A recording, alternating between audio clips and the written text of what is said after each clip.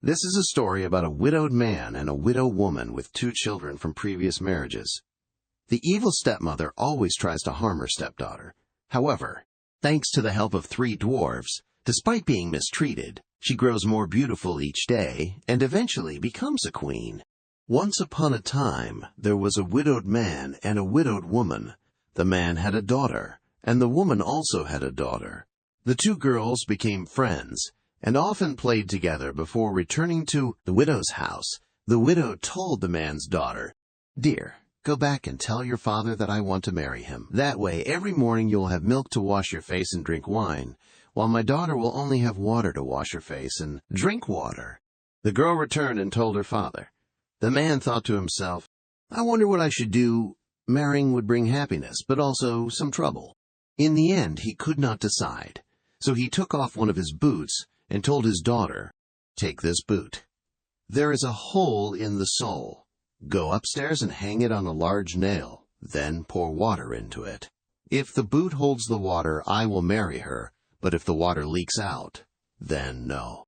The girl followed her father's instructions. The water filled the boot without leaking. She went back to tell her father. The man went to see the widow and asked for her hand in marriage. The wedding took place. The next morning, when the 2 girls woke up, there was milk and wine in front of the man's daughter, while the widow's daughter only had water. The second day, both girls had only water to wash and drink. On the 3rd day, the man's daughter had only water, but the widow's daughter had milk and wine, and this continued. The wicked stepmother hated her stepdaughter and constantly tried to make her life more miserable. She was jealous because her stepdaughter was beautiful and kind, while her own daughter was ugly and unpleasant. One cold winter day, with snow covering the mountains and valleys, the stepmother made a paper coat and called her stepdaughter. "Put on this coat and go into the forest to gather a basket of strawberries for me. I am craving them." The girl replied, "Oh, but there are no strawberries in winter. The ground is frozen and the snow covers everything. Why do you want me to wear a paper coat? The cold air outside will freeze me. The wind will cut through my skin, and it will feel like thorns poking into my flesh." The stepmother retorted, "Are you arguing with me? If you want to live, go now and bring me a full basket of strawberries before you return." She handed the girl a hard piece of bread and told her, "Eat it all now."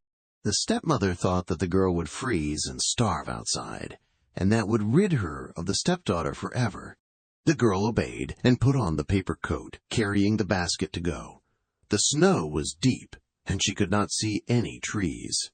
She wandered into the forest and came upon a small house with 3 dwarfs standing outside. She knocked gently on the door and greeted them. They invited her in. She sat by the fireplace, intending to warm up and eat her breakfast. The dwarfs said, "Could you share some with us?"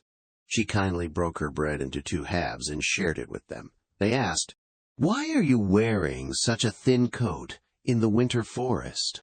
She replied, "I have to gather a basket of strawberries for my stepmother, or I won't be allowed back." After she finished the bread, they gave her a broom and told her, "Take this broom and sweep the snow behind the house."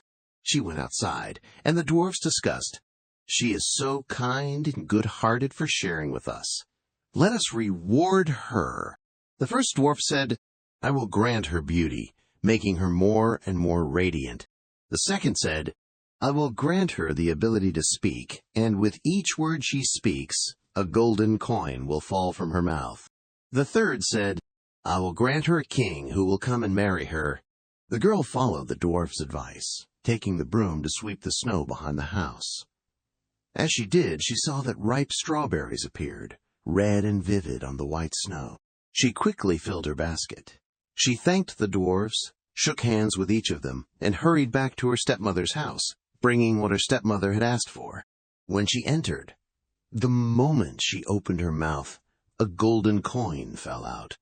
She told her stepmother what had happened in the forest, and with each word, a golden coin fell from her mouth, filling the room with gold.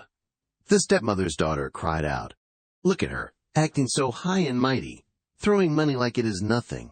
Out of jealousy, The stepmother's daughter wanted to go into the forest and get strawberries too. Her mother said, "No, my dear, it is too cold. You will freeze to death." But the daughter insisted, so the stepmother eventually relented, making her a beautiful coat to wear and giving her bread and cake to take with her. She went into the forest and arrived at the same small house where the three dwarfs were standing. But she did not bother to greet them or even look back at them, rushing straight into the room to eat her cake and bread by the fire. The dwarfs asked, "Could you share some with us?" She replied, "I can't even eat enough for myself. How can I share with others?" After finishing, they gave her a broom and told her, "Go outside and sweep the snow behind the house." She said, "I am not your servant. I do not have to do your work." Feeling ungrateful and mean-spirited, she left the house without thanking them. The dwarfs discussed, "She is rude, jealous, and selfish, so let us punish her." The first dwarf said, "I will make her more and more ugly every day." The second said, "Every word she speaks will cause a frog to jump out of her mouth." The third said, "I wish her to die an untimely death." The girl went into the forest but found no strawberries, and she grumbled as she returned. When she opened her mouth to speak to her stepmother, frogs jumped out with every word, disgusting everyone. The wicked stepmother became angrier, and she came up with another cruel plan. She placed a pot over the fire to boil thread. After boiling, she tied the thread to the girl's shoulder, gave her an axe, and ordered her to go to the frozen river to make a hole in the ice to spin the thread. The girl obediently did as she was told, digging a hole in the ice. As she was busy, a magnificent carriage appeared with the king inside. The carriage stopped, and the king asked, "Who are you, and what are you doing here?" She answered, "Your Majesty, I am a poor girl, spinning thread." The king, moved by her beauty, said, "Would you like to come with me?" She was delighted, as she was glad to leave her stepmother and her daughter behind. She agreed and climbed into the carriage with the king. At the palace, a grand wedding took place, just as the dwarfs had foretold. More than a year later, the young queen gave birth to a son. The wicked stepmother heard the news and went to the palace with her daughter, pretending to visit. When the king was away and no one was watching, the evil woman grabbed the queen's head, and her daughter seized her feet. They threw the queen out of the window into the flowing water below. The ugly daughter of the wicked stepmother climbed into the queen's bed, and the wicked woman covered her with a veil. When the king returned and tried to speak to his wife, the wicked stepmother said, "Your Majesty, please wait. The queen is sweating so much. Let her rest for the day." The king, unaware of the evil, waited until the next morning. When he tried to speak to the queen, he heard a frog's croak instead of his wife's voice. The wicked woman explained that the queen was sweating, but the symptoms would soon pass. That night, a duck appeared, swimming through the drains. It asked, "What is going on in the palace?" No one answered. The duck asked again, "What are the guests doing?" The servant answered, "They are all sleeping." The duck asked, "What is the child doing?" The servant replied, "The child is sleeping in the cradle." Then the duck revealed itself as the queen, and after nursing her child, it transformed back into a duck, swimming through the drain and disappearing. The queen returned for 3 more nights, each time appearing as a duck and nursing her child. On the 3rd night, the queen asked the servant to go to the king and bring him a sword. The king came, and as instructed, he swung the sword 3 times over the queen's head. On the 3rd swing, the queen appeared, restored to her former beauty, healthy and vibrant. The king was overjoyed, but kept her hidden in a room until Sunday, when the child was baptized. After the baptism, the king asked, "What punishment is deserved for someone who throws another person out of bed and into the water?" The wicked stepmother replied, "It would be best to throw the person into a barrel and roll them down the mountain." The king said, "You have condemned yourself." The king ordered a barrel to be brought, and both the wicked stepmother and her daughter were placed inside, sealed, and rolled down the mountain. Thus their cruel lives ended. There was an elderly couple who, despite their old age, had to go into the mountains every day to gather firewood and sell it to make a living. One day, the old man went to work and found a small stream.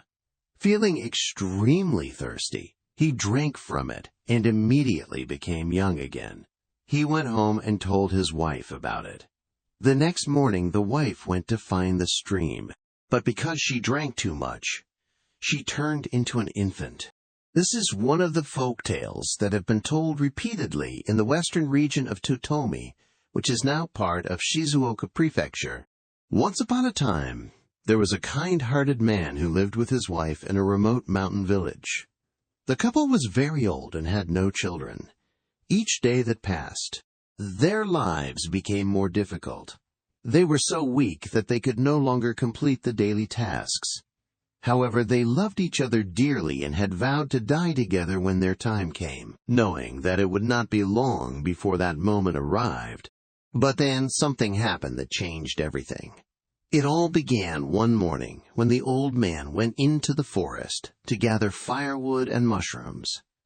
Despite his old age, he had to go into the mountains to gather firewood to sell for a living.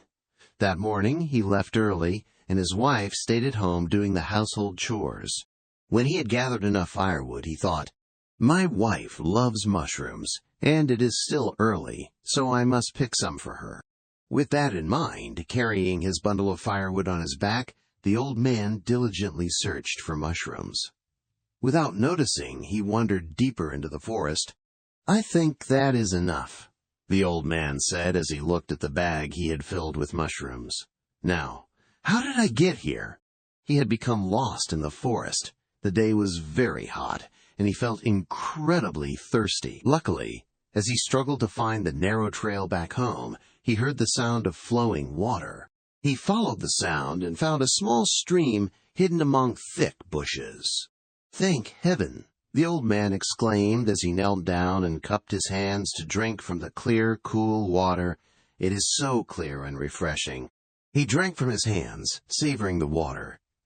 Suddenly he felt much stronger. He took another drink and, once again, felt the youthful energy coursing through him. He did not notice the changes in his appearance, but if he had, he would have been even more astonished. His face was now that of a young man. The wrinkles had disappeared, and his gray hair had turned back to its original black color. After his last drink, the old man, now a young man, stood up and quickly found his way back home. That evening, his wife waited and waited but did not see him return. Normally, by this time he would have been home, tired from carrying the heavy bundle of firewood. She grew concerned, wondering what had happened. However, there was nothing she could do. They lived in a very remote area, far from the village. She sat and speculated about what might have heard. Suddenly, she heard a rustling sound outside. She hurriedly ran to the door and saw a blurry figure approaching her. When she saw that it was a man carrying a bundle of firewood, she felt relieved. She began walking towards the shadowy figure. As she got closer, she gazed affectionately at the man's face. "Is that you? Why are you so late?" "Come in quickly. It is so cold out here," she said, urgently pulling her stubborn husband into the house. Once they were inside, the wife gasped in astonishment. "What is this? Is this really you? Why is your hair so dark? It makes you look so young." "I can't believe you are my husband," she cried out, becoming more worried. "Please, listen to me, my dear wife. You must believe me," the man said. He then explained the miraculous event to her. After listening intently, the wife said excitedly, "So, that is how it is. If that is true, I will go to the stream tomorrow and drink from it too, because I want to be young like you." So, the next morning, the wife went into the mountains. She found the spring that could restore youth. The husband, of course, stayed at home to work in her place.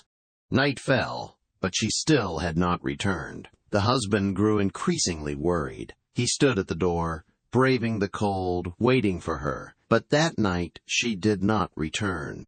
The sun rose, and still there was no sign of her. Finally, he decided to go into the mountains to find her. He recalled the narrow trail that led to the marvelous stream where he had drunk the water. So finding the place was not difficult. There he stood, waiting for her, but she was nowhere to be seen.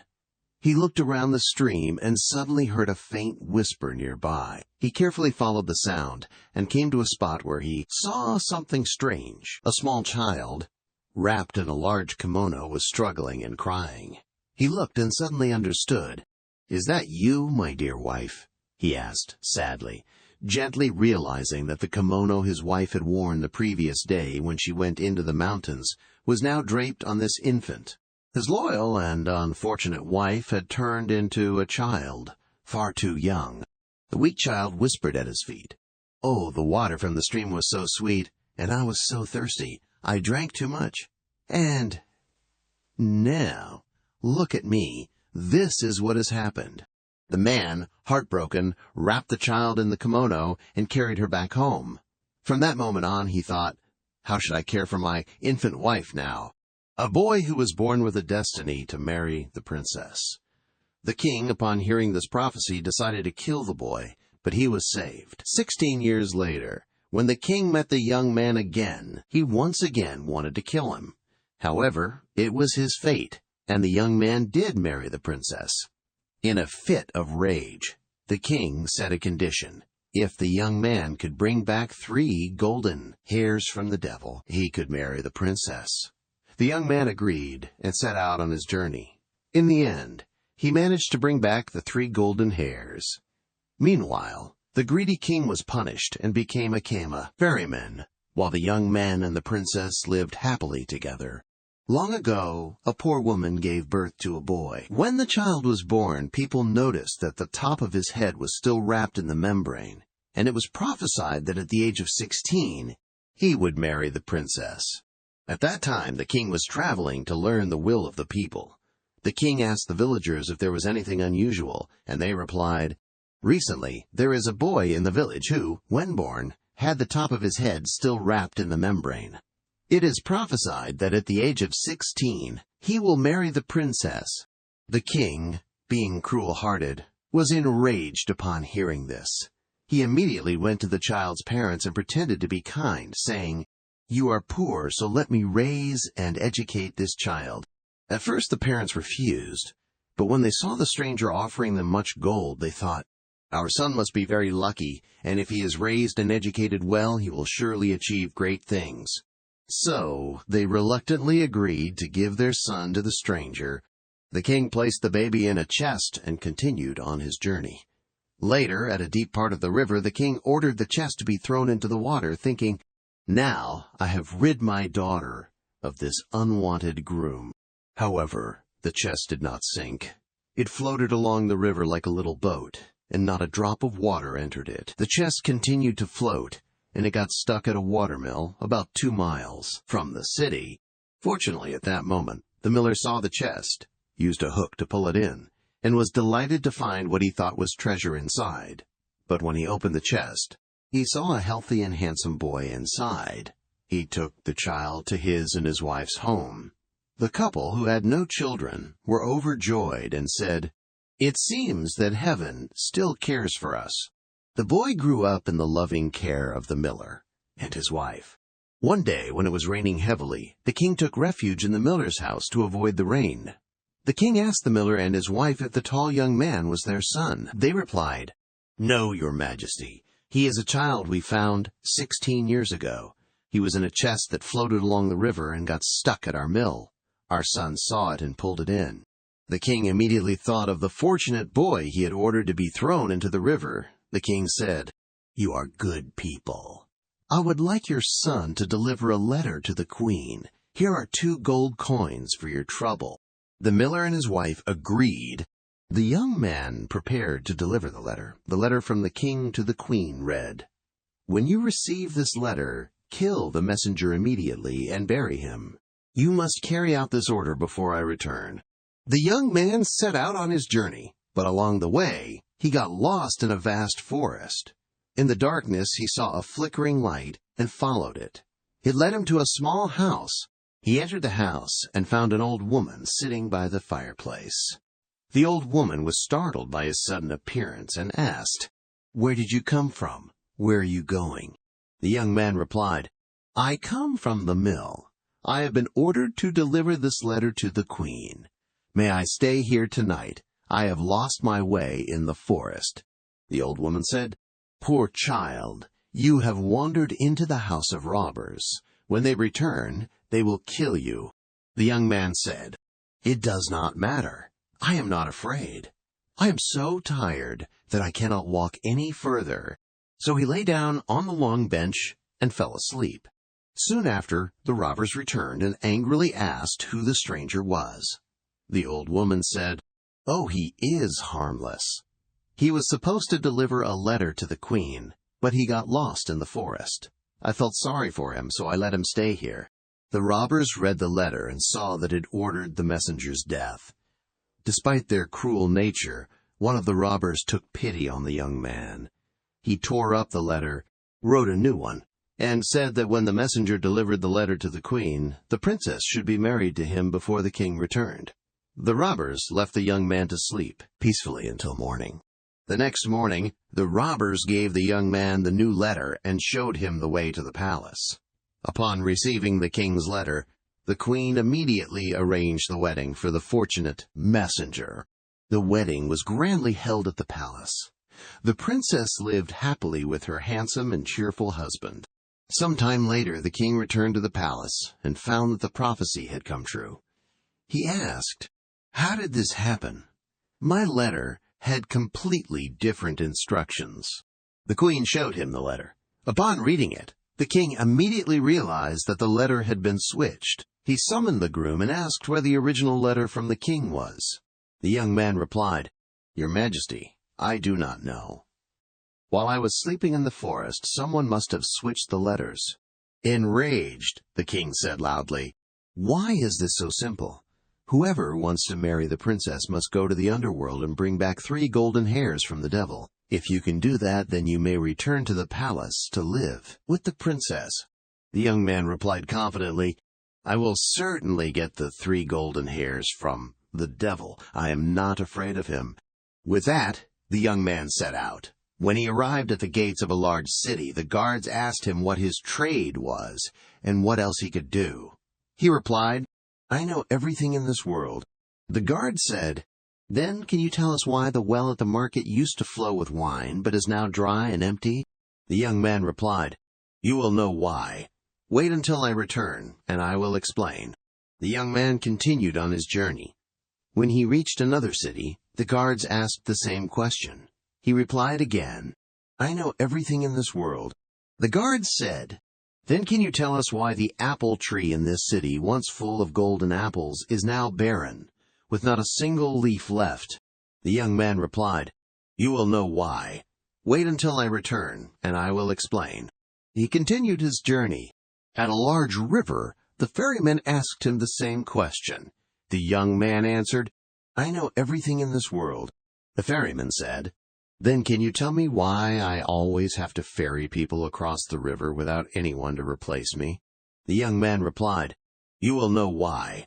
Wait until I return, and I will explain." Upon reaching the underworld, he found the gate dark and smoky. The devil was not home, but his servant sat in a chair that looked harmless. The servant asked, "What do you want here?" The young man said, "I want to take 3 golden hairs from the devil, otherwise I will lose my wife." The servant replied, "That is a bold request. If the devil comes home and finds you here, you will lose your head. But since you seem kind, I will help you." The servant transformed the young man into an ant and told him, "Hide in my skirt, and you will be safe." The young man agreed. "Thank you, this is wonderful. But I have 3 questions I need answered. First, why did the well that used to flow with wine suddenly dry up? Second, why did the apple tree that once bore golden apples now become barren? Third, why does the ferryman always have to ferry people across the river without anyone to replace him?" The servant said, "These are difficult questions. Listen closely to what the devil says when he returns." When the devil arrived, he immediately smelled something strange and asked, "What is that smell? Is it the scent of human flesh?" The servant pretended to scold him. "I just cleaned up, and now you are messing everything up with your strange smells. Sit down, and eat.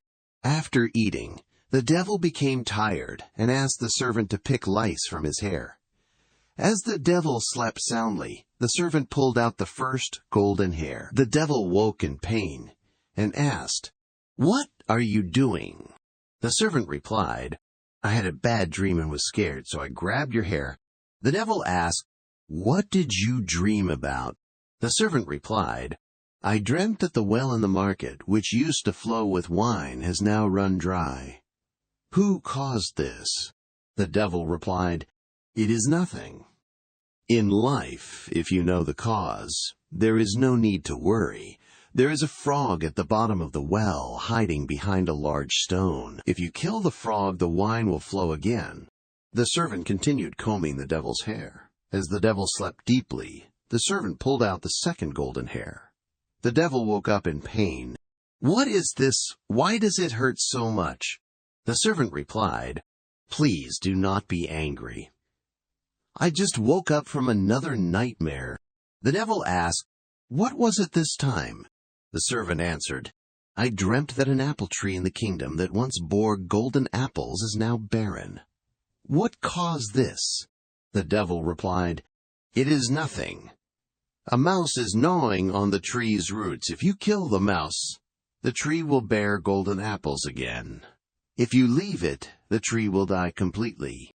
The devil fell asleep again, and the servant pulled out the third golden hair. The devil woke up, angry, and almost slapped the servant. But the servant said sweetly, "I had such a terrible dream, I did not know what to do."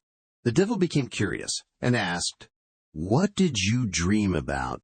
The servant replied, "I dreamt that the ferryman was complaining that he had to keep ferrying people across the river with no one to replace him." "Who caused this?" The devil replied, "Oh, how foolish. If someone wants to cross the river, the ferryman simply gives them the paddle, and they will ferry themselves. Then the ferryman will be free."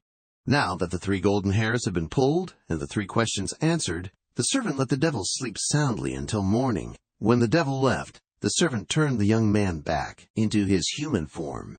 The servant said, "Here are the 3 golden hairs. As for the answers, I am sure you heard them when the devil spoke." The young man thanked the servant for helping him overcome these challenges. He left the underworld and happily made his way home. When he met the ferryman again, the ferryman asked him to explain the answers he had promised. The lucky young man replied, "Ferry me across the river first, and I will explain how you can be free from your ferrying duty." Once on the other side, the young man said, "When anyone comes to cross the river, simply give them the paddle, and they will ferry themselves across." The young man continued his journey and arrived at the city where the apple tree had withered. The guards were waiting for him and asked him to explain the solution. He repeated what the devil had said. "There is a mouse gnawing at the tree's roots. Kill it, and the tree will bear golden apples again." The guards thanked him profusely and rewarded him with 2 mules carrying gold. Finally, the young man arrived at the city with a dry well. He told the guards, "There is a frog at the bottom of the well, hiding behind a large stone. Kill it, and the wine will flow again." The guards thanked him and gave him 2 more mules, carrying gold. The young man continued on his journey, and eventually returned home. His wife was overjoyed, for everything he had set out to do had been accomplished. He presented the 3 golden hairs to the king. The king was even more pleased when he saw the 4 mules loaded with gold. He said, "You have fulfilled all my conditions, and now you may marry the princess." "My dear son-in-law, where did all this gold come from?" The young man replied, "I found it across the river. Instead of sand, the ground there is full of gold." The king, filled with greed, asked, "Can I go there?" The young man replied, "Your Majesty can take as much as you want. Just ask the ferryman to take you across, and you can fill as many bags as you want." The greedy king immediately set off. When he reached the river bank, he waved for the ferryman to take him across. Once on the other side, the ferryman handed the king the paddle, then jumped ashore.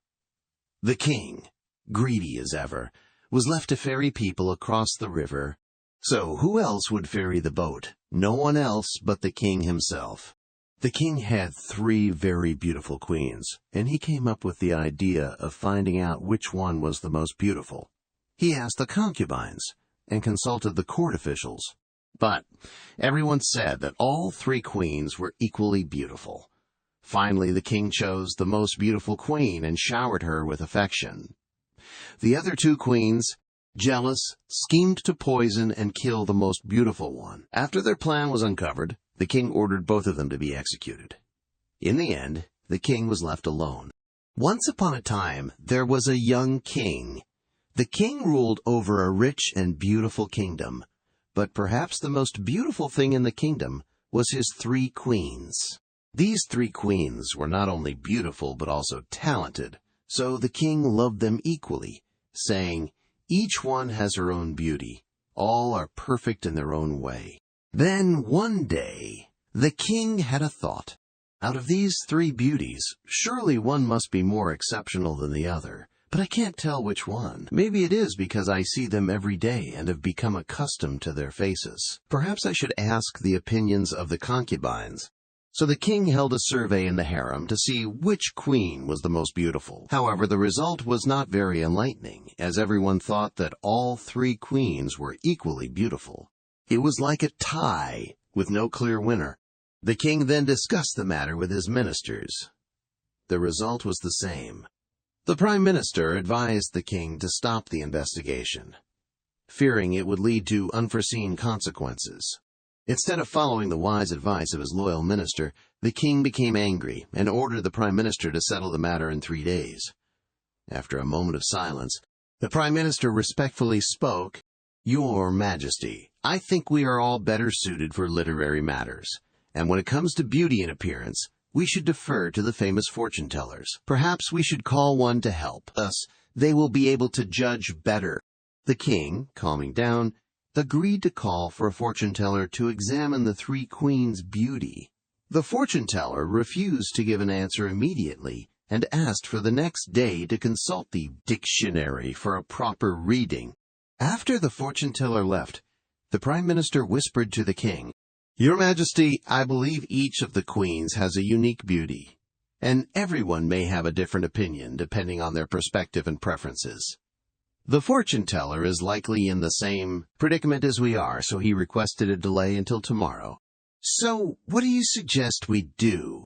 "Your Majesty, I have a simple plan. If you pretend to write 3 letters, each signed by one of the queens, and send them to the fortune-teller, asking him to visit 3 different locations, the queen who meets him at her location will be the most beautiful."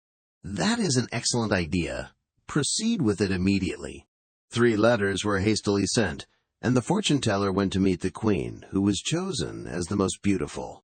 The king ordered the fortune-teller to be executed, and from then on, he gave special favor to the queen in the final selection.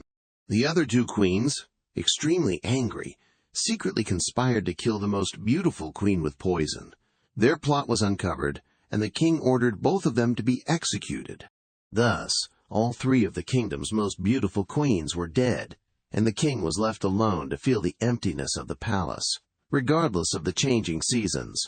The woodcutter's son went into the forest with his father to chop wood and earn money. While the father rested, the son went for a walk and met a demon. The demon tricked him once, but the son outsmarted it. The second time, the demon promised him wealth if he saved it. The son then received a red scarf from the demon. In the end, he returned to school and used the red scarf to heal all wounds. Once upon a time, there was a poor woodcutter. He always had to work from dawn till dusk. After a long time, he had managed to save a little money. He told his son, "Son, you are my only child. I want to use this money for your education. I have earned this money through hard work, and you should learn a noble trade so that you can take care of me when I grow old. When my legs become stiff and I can no longer work, when I have to sit in a corner of the house." The young man then applied to a high school and studied diligently. The teachers praised him, and he studied there for a long time. After that, he attended several other schools, but before he could finish his studies, the little money his father had saved up was all spent. He had to return home. "Well," said the father, I have nothing left to give you. Nowadays, life is so expensive that I can't earn anything except enough money for daily bread." "Don't worry about that, father," replied the son. "I will take care of it." When the father went into the forest to chop wood to earn some money, the son said, "Father, let me go with you. I will help you." "This work is too hard for you," the father replied. "You are not used to such heavy labor. You cannot handle it. Besides, I only have one axe. I cannot afford another." "Then go to the neighbor's house," the son interrupted. "He will lend you an axe until I earn enough money to buy a new one." The father went to the neighbor to borrow an axe. Early the next morning, the father and son went into the forest. The young man worked alongside his father. He felt alert and refreshed. When the sun was overhead, the father said, "Let us rest and have a little something. We will feel better afterwards." The son took the bread and replied, "Father, rest here. I am not tired. I will take a walk in the forest to find a bird's nest." "You are being reckless," the father grumbled. "Why take a walk? You will get tired and won't be able to lift your arm to chop. Rest here with me." Despite his father's words, the son wandered deeper into the forest. He ate the bread happily and looked up at the branches, searching for an enormous oak tree, one so large that 5 people, holding hands, would not be able to surround its trunk. He stopped and admired the massive oak and thought, "Surely there are many birds' nests here." Suddenly, he heard a faint voice. He listened carefully and heard, "Let me out, let me out." He looked around but saw no one. It seemed the voice was coming from beneath the ground. He called out, "Where are you?" The voice replied, "I am here, under the roots of the oak tree. Let me out, let me out." The young man dug around the base of the oak tree, searching through the roots. Suddenly he spotted a glass jar lodged in a small hole. He picked it up and held it up to the sunlight. He saw something like a frog jumping inside the jar. "Let me out! Let me out!" it cried nonstop. Without thinking about the danger, the young man opened the jar. Immediately, the demon crawled out and grew bigger and bigger, so fast that in an instant it became a giant, towering before the young man. "Do you know how you will be rewarded for releasing me?" the demon asked with a terrifying voice. "No," the young man replied, feeling no fear. The demon roared, "I will smash your head open." "Why did not you say that earlier?" the young man replied. "Wherever you were, I would have left you there. But you can't smash my head. You can't decide everything on your own." "I can't decide everything," the demon cried. "You think I am good because people trapped me for so long, fool. This is to punish me. I am the mighty Magua. I must break the neck of anyone who frees me." "Hold on," the young man said. "I need to be sure that you are really inside that jar and that you are truly a demon. If you can crawl back into the jar, I will believe you. Then you can do whatever you want to me." Arrogantly, the demon replied, "That is easy." It shrank down, becoming as small as it was before, small enough to fit through the jar's narrow opening. It crawled back inside. The young man quickly sealed the jar and threw it back beneath the oak tree, right where he had found it. The demon was trapped again. The young man was about to return to his father, but the demon cried and begged him, "Let me out, let me out." "No," the young man replied, "no second chances. When your life is at risk, you should never release your enemy once you have escaped danger," he said. "If you let me go," the demon continued, "I will give you wealth to live on for the rest of your life."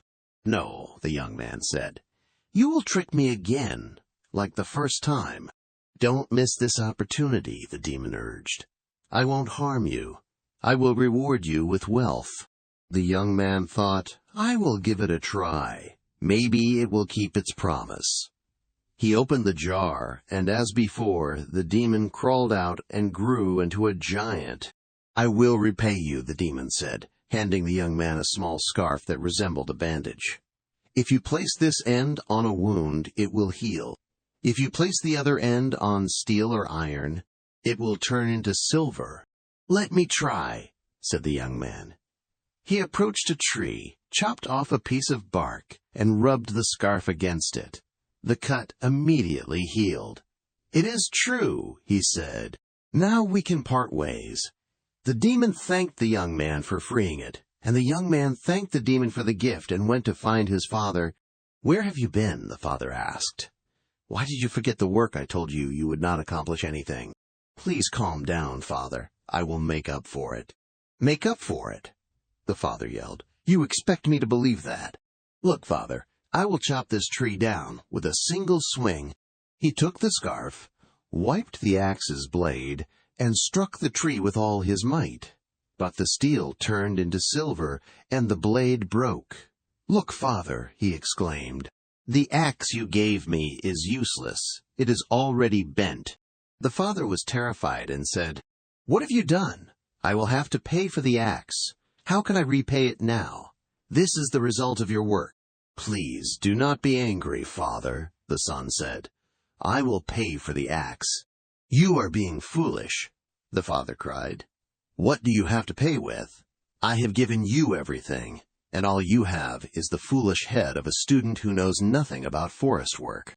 A little later, the young man said, "Father, I can't do this anymore. Let us rest." "What do you mean?" the father replied. "Do you think I will just sit by like you? I have to work. You can go home." "Father, I have never been here before, and I can't find my way back alone. Please come with me." The father, now calmed down, agreed to go with him. He said, "Let us sell the broken axe and see how much we can get. If we are still short, I will pay the neighbor back." The son took the broken axe to a gold and silver shop in the city. The shopkeeper waited and said, "This axe head is worth 400 coins, but I do not have enough cash right now. Give me whatever you have, and pay the rest later," the young man replied. The shopkeeper gave him 300 coins and promised to pay the remaining 100 later. The young man returned home and said, "Father, here's the money. Please go to the neighbor and ask how much they want for the axe." "I know already," the father said. "It is 1 coin and 6 cents. Then give them 2 coins and 12 cents. That is more than enough." "Look, I have plenty of money," the young man said, handing his father 100 coins. "Now you will never be short of money. Again, live comfortably." "Oh my!" the father exclaimed. "How did you get so much money?" The young man explained to his father what had happened and how he had become wealthy through luck. With the remaining money, he returned to school to continue his studies. He used the scarf to heal all wounds and became a famous healer known throughout the world.